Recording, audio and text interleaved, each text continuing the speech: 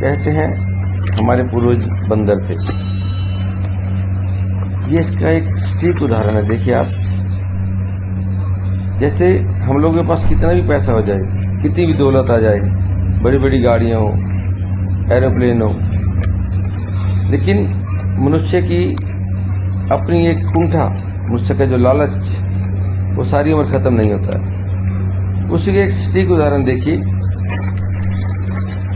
इतना कुछ होने के बावजूद जो है उसे भी संभाल रहा है, जो नहीं है उसे भी संभाल रहा है, लेकिन संभल इससे कुछ नहीं रहा है और नीचे गिरा जा रहा है। लेकिन प्रवृत्ति एक ऐसी है कि